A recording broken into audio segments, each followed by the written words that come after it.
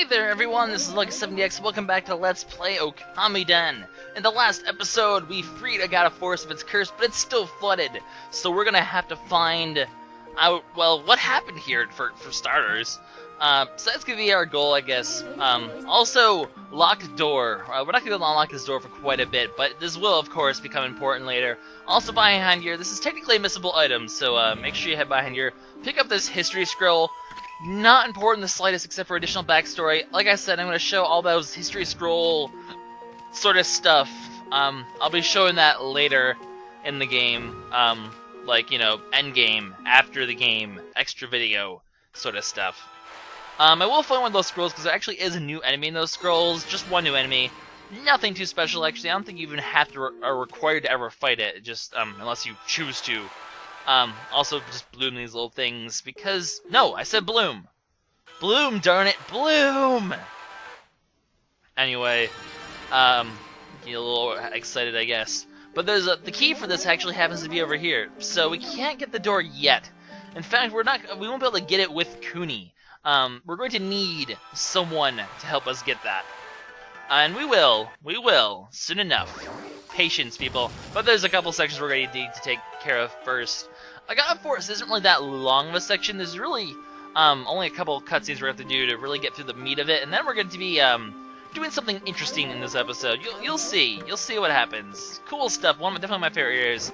But if I remember correctly, this one is right here is the new enemy. If I remember right, am I right? Am I right? I am right. Hello. I actually forget what these things are called. They're like snake. I forgot. They're snake something. And now I completely forgot their name. Like, I really should look these things up before I start recording, but then I don't. And whatever, but we're gonna call it Sword Snake, even though that's not its name, it's Snake something. But what you need to the best way to take it down, is the same way you take down the yellow imps, actually, reflecting its weapons back at it. Now, I know you can, I know you can get, I think it's the demon bones from this thing. But I'm pretty sure we don't have the power to do so yet. I think you need a different sort of scroll, or a different sort of attacking move in order to get it. So, unfortunately, no dice for now. We're just going to go ahead and kill this thing. And then, you know, move on with our lives. So, there we go. Kuni fishes off with an epic jumping slash, because he's a badass like that. And didn't actually do that well on timer damage. Interesting. But... We killed him, so all is well. Let's move on. So we're gonna start hitting. There's gonna be a lot of cutscenes in this episode, a lot of interesting, a lot of story, a lot of plot, which is nice because the past few episodes have been a lot of side quests and a lot of that stupid Tama, Dr. Redbeard bullshit, which no one liked that anyway. So it's nice to have a change of pace where we actually get some plot and a recurring character back from Okami. It's what's his name again? Kokari, I believe. And his dog, Ume, little bunny hat dude. He was a pretty, well, for the Agata Forest segment of Okami, he was a very major character. So it's good to see him back, Mr. Fishing Boy. And he does play a bit of an interesting role in this game. You'll see what happens later in the game. Anyway, he's after a monster catfish, which has been plaguing Agata Forest waters. And it is the monster catfish that made this whole place flooded. So, apparently he is the only way, defeating him is going to be the way to save Agata Forest. But, obviously, since we have no means of swimming, not really sure how we're going to go ahead and kill a catfish. So, I guess we'll have to ignore this problem for now. But obviously, this whole catfish thing, it's gonna come up soon, don't you worry. Mr. Catfish, we're actually gonna be learning a lot of backstory on him before we get to that part.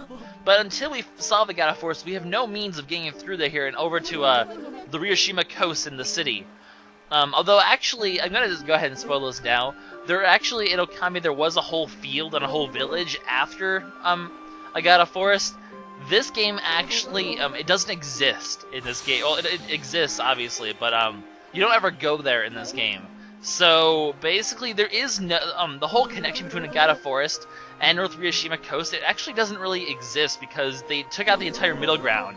So that's why backtracking to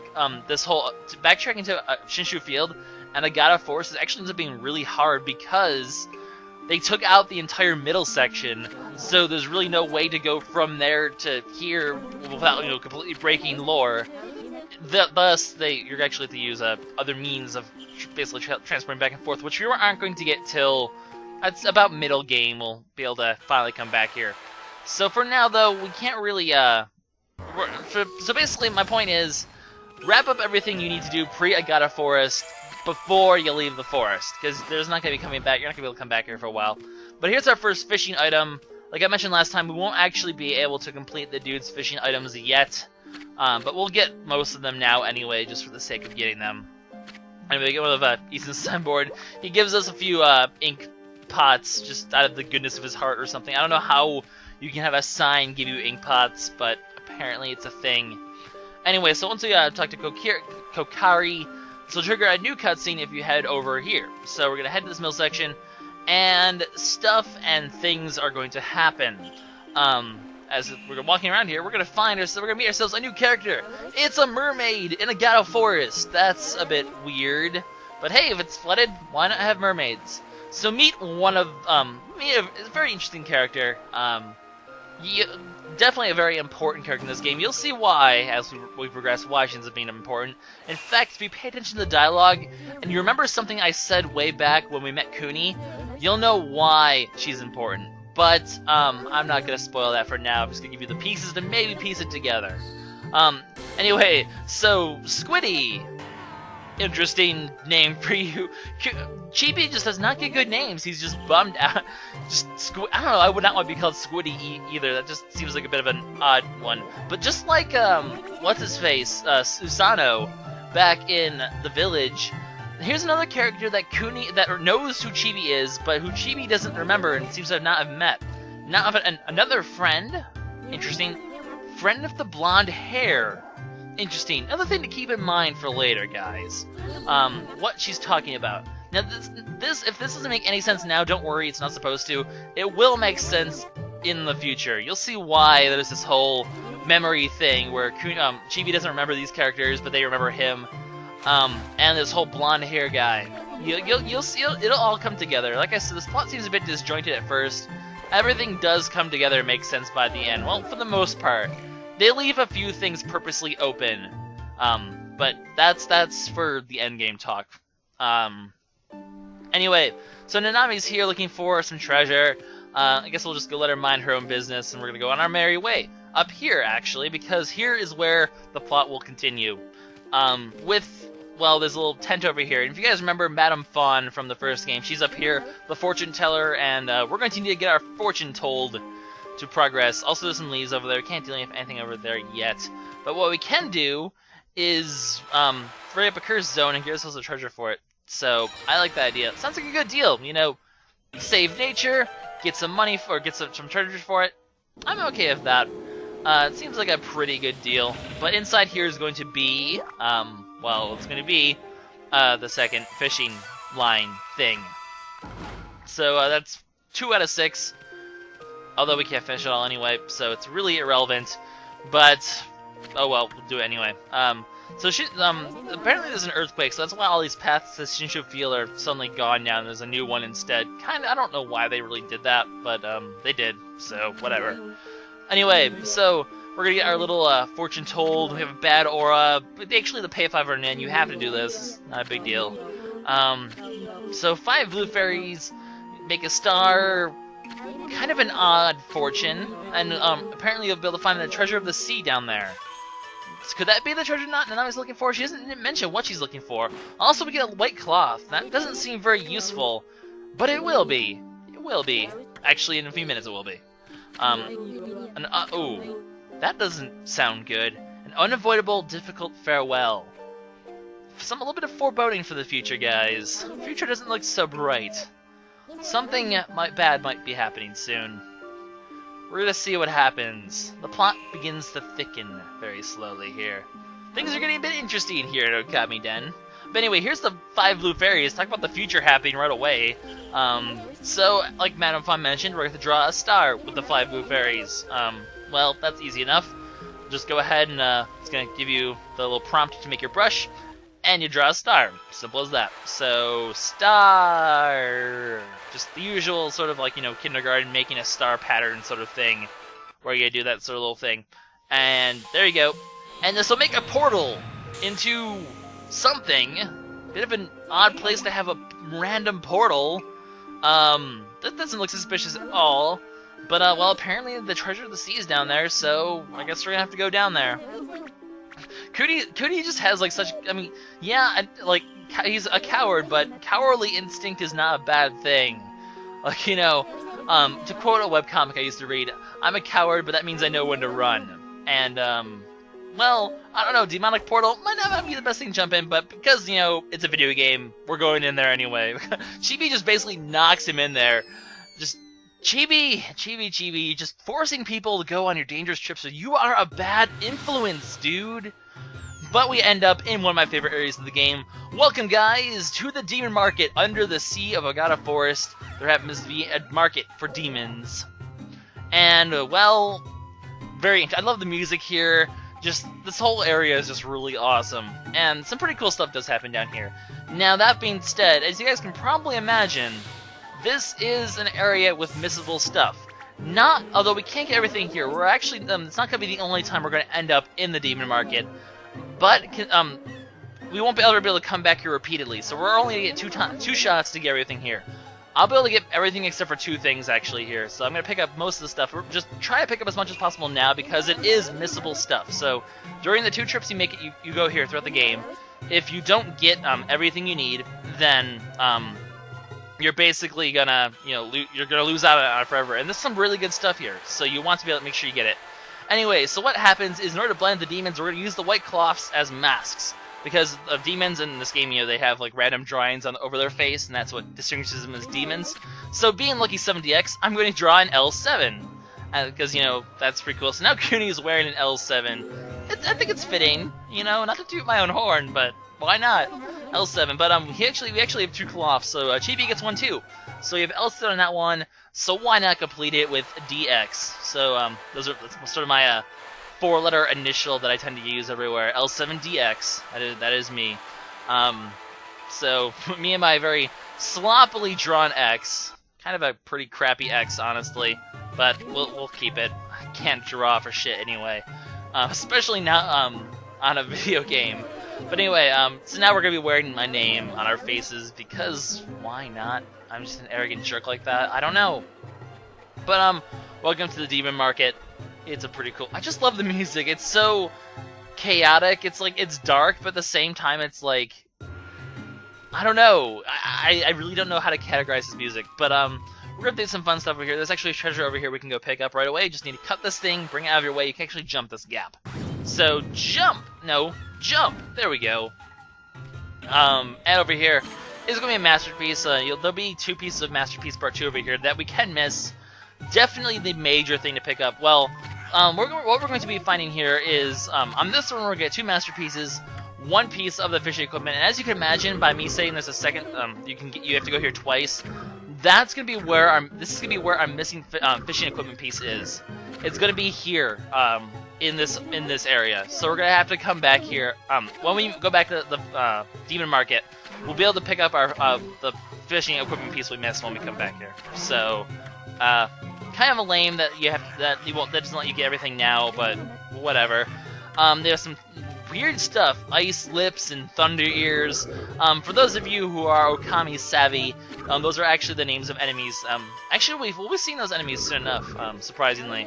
But we just bought ourselves a fire eye for nothing because this market apparently gives you things for free, which doesn't make any sense. You'd think they would realize that we're humans. Just like 1 mask, that's how you can avoid demons. Is that how it works? I mean, I guess monsters have had simpler rules than that before, but he gives us praise, he lets us through, all is fine and dandy. That treasure up there is actually where the missing piece of fishing equipment is, but we can't get there yet because we can't interact with those plants yet. We don't have the right brush skill to interact with those plants, so sadly, we can't make it up yet. And this talks about the Witch Queen. Very interesting how it says that her back is her weakness. Possibly alluding to a future fight? You might want to study up. Just saying. Might not be a bad idea.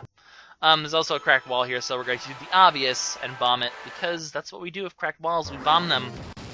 and then it blew up, and inside here was our second masterpiece. So we have all the masterpieces. We can't miss out on those anymore. The other major thing we're going to be able to get here, not now, but on our second run through, is a unique treasure chest. The only antique in this game. You can only find it you actually see it here in that treasure chest that you can see here. Once again, we don't have the right brush technique to get up there yet, though. So unfortunately, can't pick that one up. But we will have to, or else we won't actually have a complete antique list. There's like there's a bunch of unique treasures in this game that you can only get once. There's only one location where you can get them, and a lot of them are actually missable as well.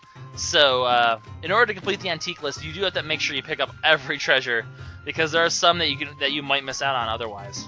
Anyway, so we can't get this thing, but luckily we have ourselves a skill that will help us get it. And that would be the rejuvenation technique. It's been a while since I've used rejuvenation, actually, now that I think about it. When was the last time? The mirror, perhaps? I don't remember. But using some rejuvenation, all's fine and dandy. Fixes this thing up nice and spiffy, and we can go ahead and get ourselves, you know, the treasure in here, which happens to be another part of the fishing equipment. As you can see, we missed out on the hook. Like I said, the hook's up there, so we can't get it. Rather unfortunate. But anyway, the demon market isn't that long of a section. It's just really these couple of rooms. There's a room after this one, and that's really all there is. So it's not gonna take us too long. But what we need to do to move on to the next area, we're going to need to find ourselves a password. And that's going to be what the rest of this episode is. Beyond that door, that's going to be next time, guys. Because believe me, what's beyond this part is actually a pretty long section coming up after this. So that'll be the entirety of next episode. Next episode, let me tell you now.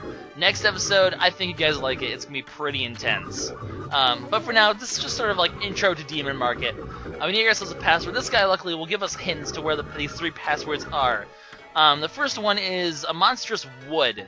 Now that's actually pretty nearby. It's actually right here. So you check out the area, and it'll actually tell you the password. Now memorize these, because you will have to remember them. So the first one's Demon Market. Remember that. Demon Market. Anyway, dude, where's the second one? Let's hear the password. Yes. Look for information. Well, back there we learned some information on the Witch Queen. We should probably go check that out. That's actually where it is. So we're gonna head back to the demon boards. I believe they're right here, or like they'll have to do this little hallway first, actually. But it should be around here. There we go, over here. So the second password is right here. Oh, I accidentally cooing off. Wrong buttons again. No, it's not that one. That's the wrong one. It's this one, right? Yeah. Okay. Here we go. So Demon Market, a fool never changes. Those are your first 2 passwords. I mean, Demon Market makes sense, so that's a pretty obvious password. A fool never changes. That one's just a bit of a weird password, but I mean, it's poetic, I suppose. These demons, they're very poetic. If you guys also saw though, there's actually a shop out here. So if you are running low on items and you like to use items, you can go get some from the shopkeeper. Just a good idea, I guess. If you're running on low on items and you want more, just spend a little money. But like I said, I'm not gonna really buy anything because, like I said, funds are pretty tight. So I'm gonna hoard my funds up for later. I'm gonna try not to use them at all. Anyway, the third password's way back at the beginning. It's this face over here, because you can see it's a face that's supposed to ward off intruders. And this face seems pretty intimidating enough. So the Witch Queen passes. Now you don't need to talk to the demon or for these passwords appear. Once you trigger the whole password thing by talking to the gatekeeper, all 3 of these passwords will actually unlock. So you can if you know where they are, you can just go around and get all 3 of them without having to talk to the blue dude, then get the hints. But the hints are where you figure out how to do them the first time, so I figured I'd go ahead and show that guy off. Anyway, so what is it? Demon Market, a fool never changes, the Witch Queen passes, if I remember correctly. So let's see how this is. So he's gonna give us 3 choices for each password. We're gonna pick the right one. Demon Market for the first one. A fool never changes for the second one. Nothing will happen, by the way. He'll just say wrong and send you away if you can't. Nothing bad will happen if you don't get it right. But we got the passwords. Do we want to go in? No, because we're going to be doing that next time, guys. This is LuckySevenDX signing out. What's going on in the Demon Market? We're going to be finding that out next time. So, yep, I will see you guys later. Bye-bye.